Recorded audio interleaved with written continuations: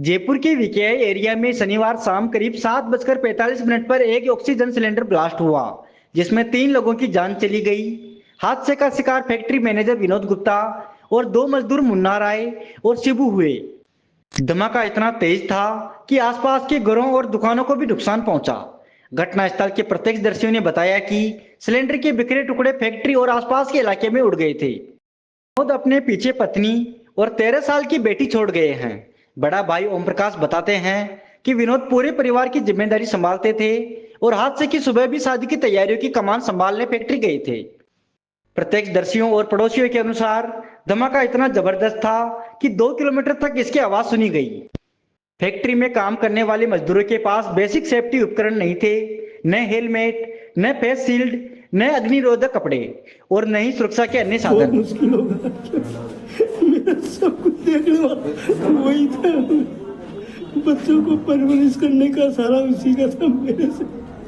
जिस 7:50 के आसपास ये इतला मिली थी कि यहाँ पर विल्सन क्रायोगैस जो 16 नंबर पे है, वहाँ पर ऑक्सीजन बोटलिंग प्लांट है, वहाँ पर कोई धमाका हुआ है। इस पर तुरंत वहाँ पर मौके पर पहुंचे। मौके पर पहुंच के 2 व्यक्ति घायल थे वहाँ पर, जो बोटलिंग प्लांट में काम कर रहे थे, उनको हॉस्पिटल पहुंचवाया गया और एक व्यक्ति के मौके पर ही विस्फोट, जो सिलेंडर में विस्फोट हुआ, उससे वहाँ पर मौके पर ही मृत्यु होगी।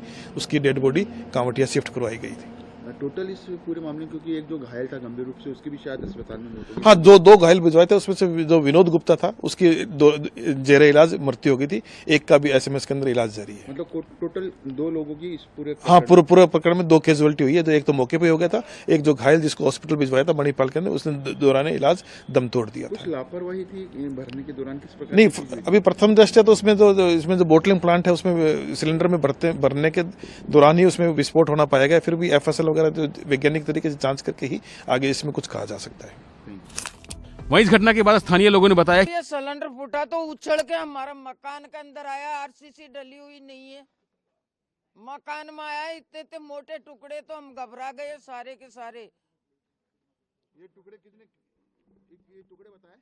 अभी तो बहुत होगा, और 2 ही है। ये देख लो, सिलेंडर के शीशे फूट गए मकानों का।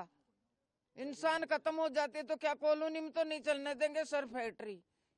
ऐसा है सर, हम मर जाते। और ऊपर का हिस्सा वो मंजू शासन के पास गया, इतनी दूर। मतलब बहुत ज्यादा लोहे के टुकड़े उछल के, बहुत ज्यादा। शीशे फूट गए, दुकानों के दुकानों के शीशे फूट गए, पूरे घर हिल गए, पूरे जो रसोई के जो बर्तन होते हैं वो सारे नीचे गिर गए। हम तो खुद डर गए थे ऐसे एकदम से, मैं कि क्या पता मकान गिरने वाला है। हादसे में सिलेंडर की ओवर प्रेशर या पुराने रीयूज किए गए सिलेंडरों की फटने की संभावना भी जताई जा रही है। घटनास्थल पर पुलिस ने मामले की जांच शुरू कर दी है और फैक्ट्री मालिक के खिलाफ लापरवाही का मुकदमा दर्ज किया गया है।